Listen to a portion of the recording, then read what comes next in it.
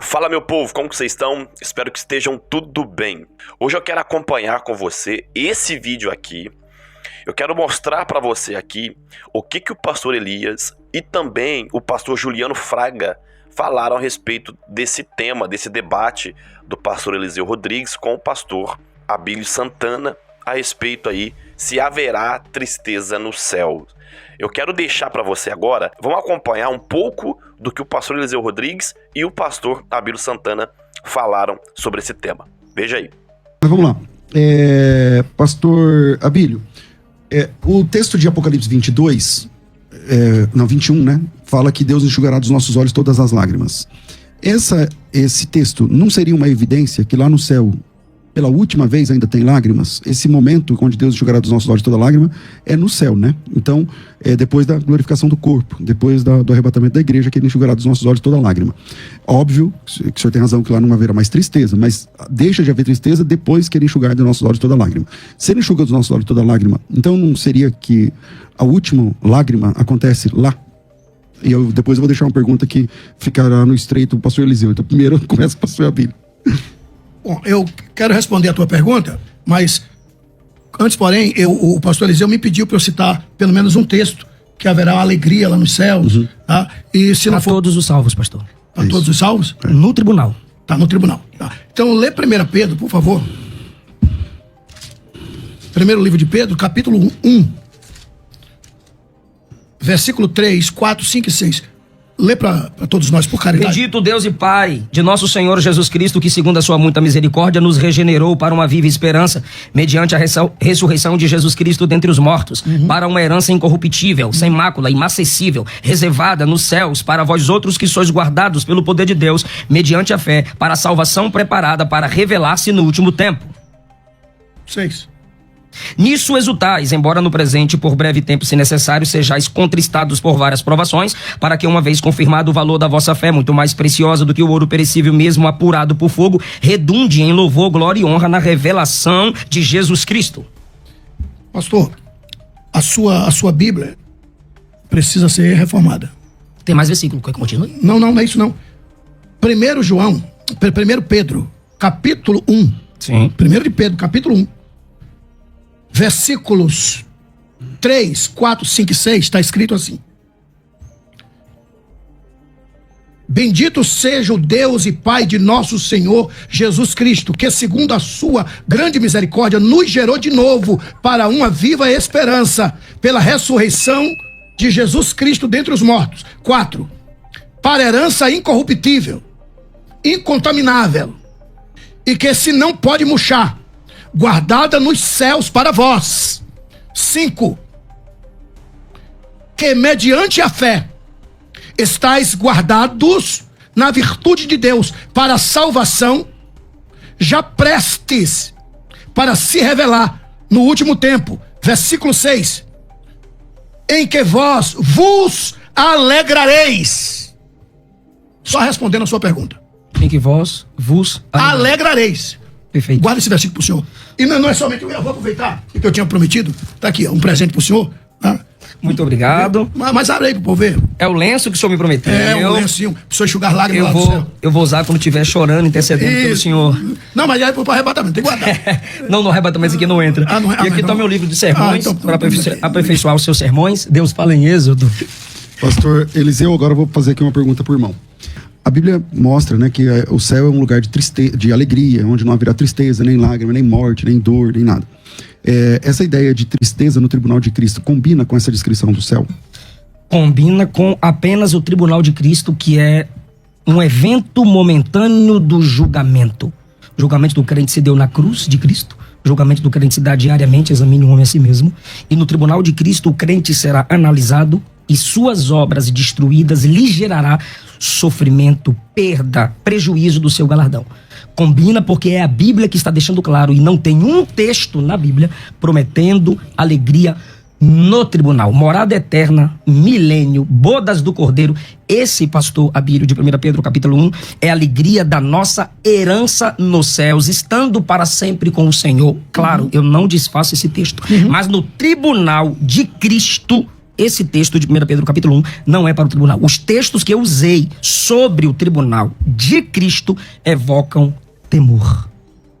Tremor, quando as nossas obras superficiais forem queimadas, destruídas. Mas a alegria da presença de Deus, a alegria de estar naquele ambiente suplantará qualquer tipo de pesar. Pessoal, olha só, e vocês, o que vocês pensam a respeito desse assunto, gente?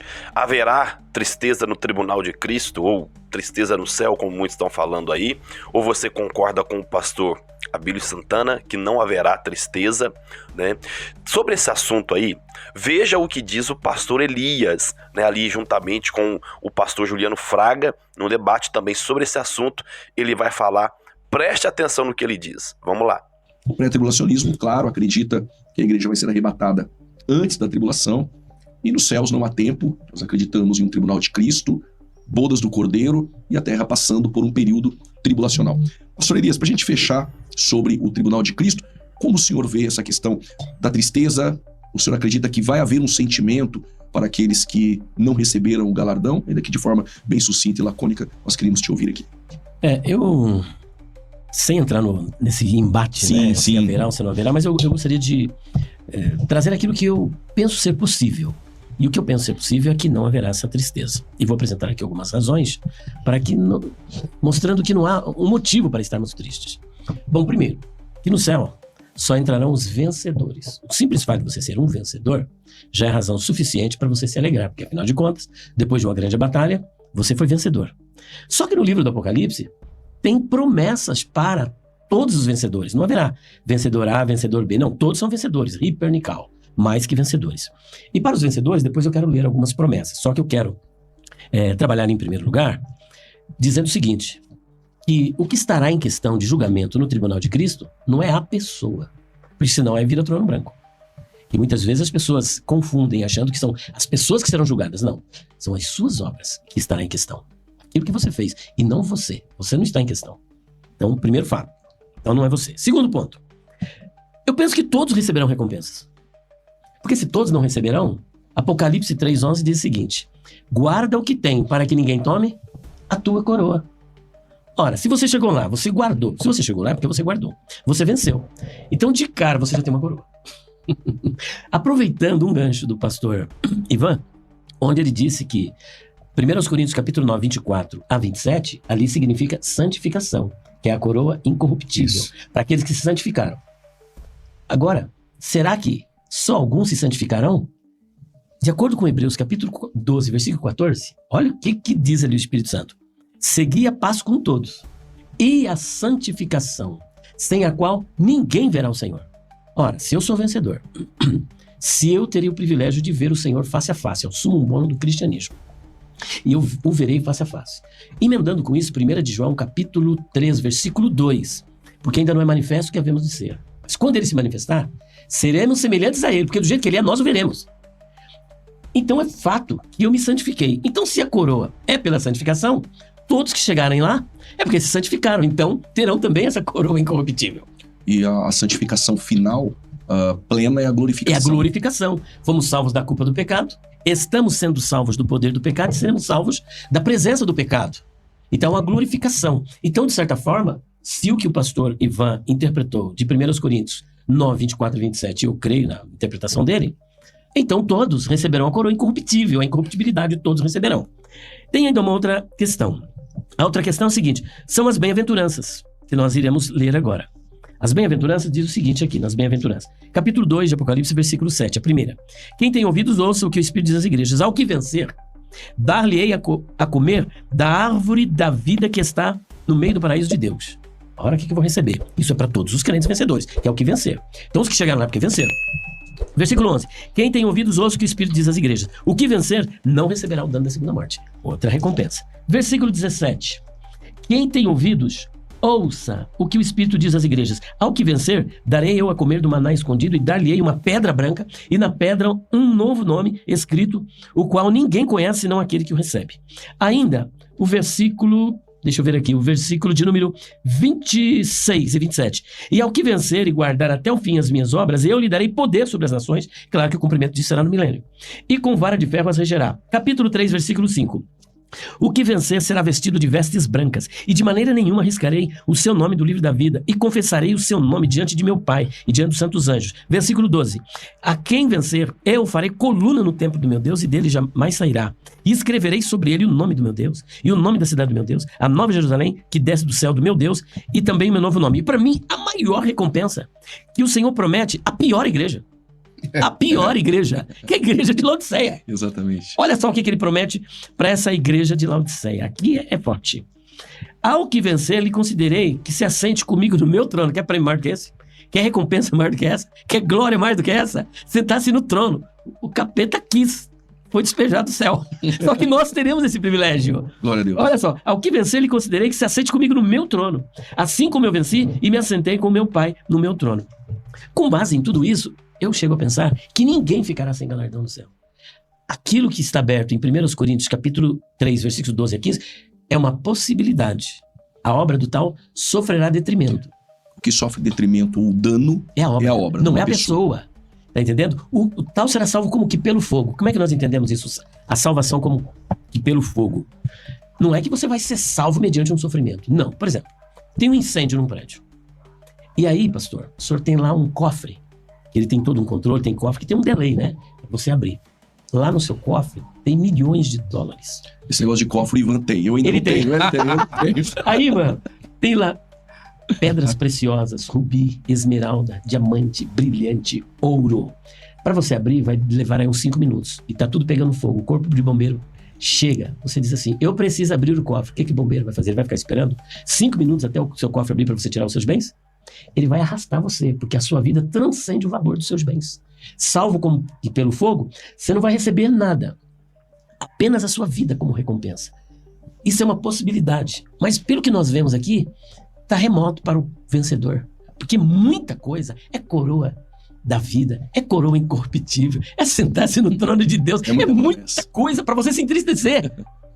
É muita coisa. Como é que eu vou ficar triste diante de tudo isso? Pessoal, e aí, o que vocês pensam a respeito desse assunto? Eu vou falar pra você, é a minha opinião, é a minha visão. Deixa aqui nos comentários qual que é a sua. Eu vou muito nessa linha do que falou o pastor Elias. Olha, se a pessoa já chegou lá no céu, gente, com toda a dificuldade, olha só, com tudo que passou, chega ali, ainda tem essa coroa, né? Só de já estar salvo, de já não passar a eternidade no inferno, né? Só de já ser salvo, estar ali com Cristo nos céus para toda a eternidade e já ter o nome de mais que vencedor, gente, não tem motivo para tristeza. Tristeza vai ser para aqueles que estarão diante do grande trono branco. Agora, para aqueles que estarão diante de Cristo, imagine só, você ali, mesmo que seja para ser julgado as suas obras e não você, claro, como já foi falado aqui, mas imagina você diante do Cristo, o Salvador. Que tristeza há, né? Nós temos o costume de dizer que diante de Deus até a tristeza salta de alegria, né? Então imagina só, você diante do Criador, você diante do seu Senhor, o Senhor Jesus Cristo, vendo como Ele realmente é, tendo a certeza da salvação, tendo a certeza de que você, ufa, venceu e agora não tem mais eternidade longe de Deus, nas trevas, lá onde a Bíblia diz que há choro e ranger de dentes. Pessoal, não tem motivo para ficar triste de forma alguma, não tem motivo para haver choro lá no céu, não. Agora, se alguém falar que vai ter choro de alegria, aí eu posso até concordar. Bom, é o que eu penso, mas e você, o que você pensa? Deixa aqui nos comentários qual que é a sua opinião e seguimos aí com os nossos vídeos. Você que é novo por aqui, inscreva-se no nosso canal, deixa a sua curtida nesse vídeo e ative o sino das notificações para que sempre que nós postarmos um conteúdo, você tão logo receba. Deus te abençoe, até a próxima, gente!